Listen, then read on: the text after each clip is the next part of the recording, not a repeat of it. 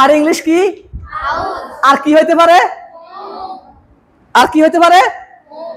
আর কি হইতে পারে বলো? আচ্ছা আমার সাথে বলো। হোম বাড়ি, হাউস বাড়ি, কটেজ বাড়ি, কটেজ বাড়ি। তারপরে ম্যানশন কি? বাড়ি। বাড়ির সাথে ম্যানশন দেখা যায় না? ম্যানশন, ম্যানশন অর্থ কি? বাড়ি। আর কি হতে পারে?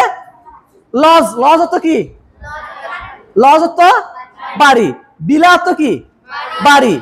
অ্যাবোর্ড অর্থ কি? অ্যাবোর্ড বাড়ি। আর ডুইলিং অর্থ কি? বাড়ি। তো এখন খেয়াল করো, দেখবে বিভিন্ন বাড়ির সামনে কি লেখা আছে?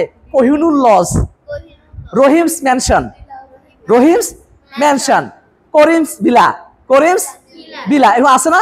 তাহলে প্রত্যেকে একটু খেয়াল করো।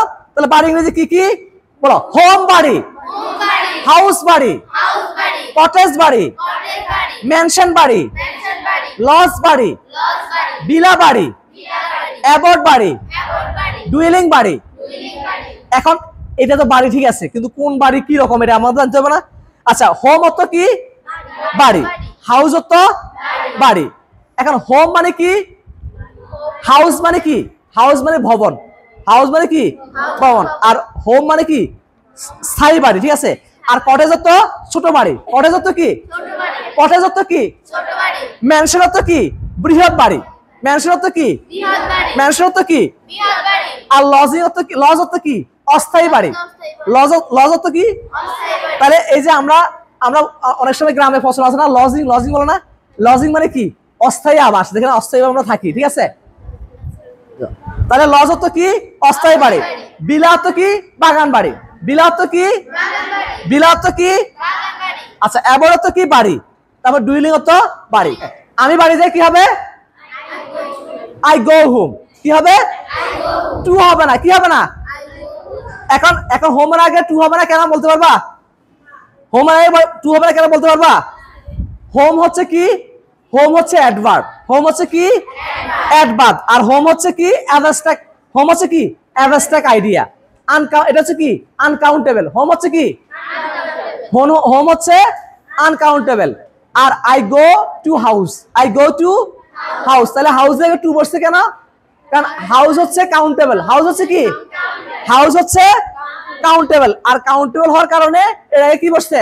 টু বসছে। আর হোমের আগে কি বসে না? টু বসে না। কেন বসে না? কারণ হোম হচ্ছে আনকাউন্টেবল, আর এটা হচ্ছে কি? Abstract idea, abstract idea. আর এটা অ্যাডভার্ব হিসেবে কাজ করে বিদায় হোমের আগে কি বসে না? টু বসে না। এবার তোমরা খেয়াল করো, চারটা বা পাঁচটা, ছয়টা স্থানের পূর্বে, ছয়টা স্থানের পূর্বে টু প্রেপোজিশন হয় না। সেই ছয়টা ওয়ার্ড কি বলো? আমার সাথে বলো। Home, home, abroad, picnic, shopping, here, there. এই ছয়টা ওয়ার্ডের পূর্বে কখনো প্রেপোজিশন বসে না। আমি বাড়ি যাই, আই গো হোম। আমি বিদেশ যাই, আই গো অ্যাব্রোড। আমি কেনাকাটা করতে যাই, I go shopping, I go. আমি পিকনিকে যাই, I go on a picnic, I go on a picnic, I go on a. আমি সেখানে যাই, আই গো দেয়ার। সে এখানে আসে, he comes hair, he comes hair. তাহলে এই যে হেয়ার, দেয়ার, হোম, অ্যাব্রোড, শপিং, পিকনিক, এদের আগে কখনো প্রেপোজিশন হয় না। তবে যদি ফ্রেজ হয়, যদি কি হয়? ফ্রেজ হয়, তাহলে প্রেপোজিশন বসবে। যেমন আমরা কি বলি? কি কাম টু হিয়ার বলি, গো টু দেয়ার বলি। কিন্তু যখন এখানে সেখানে বুঝায়, এখান থেকে সেখানে বুঝায়, তখন হবে কি? From here to their, from here to their, from here to their. মনে থাকবে? তাহলে ফ্রম হেয়ার টু দেয়ার এটা ফ্রেজ হওয়ার কারণে এখানে কি বসছে? প্রেপোজিশন টু বসছে। প্রেপোজিশন কি বসছে? টু বসছে। তাহলে ফ্রেজ হলে হয়। আর কি বলছিলাম? অ্যাডভার্বের আগে তাহলে কি বসে না? অ্যাডভার্বের আগে কোনো প্রেপোজিশন বসে না। আমি বিদেশ যাচ্ছি, আই এম গোয়িং অ্যাব্রোড। আমি কেনাকাটা করতে যাচ্ছি, আই এম গোয়িং শপিং। আমি বাড়িতে যাচ্ছি, I am going house, I am going home, I am going home, I am going home. আমি সেখানে যাই, আই গো দেয়ার। সে এখানে আসে, হি কামস হেয়ার। তাহলে এখানে এগুলোতে কি বসবে না? টু বসবে না। তাহলে আজকে আমাদের আলোচ্য বিষয়টা কি ছিল? আজকে আমাদের আলোচ্য বিষয়টা ছিল যে হোম থেকে হাউস আসছে, বিলা আসছে, ম্যানশন আসছে, লজ আসছে, কটেজ আসছে। আসছে না?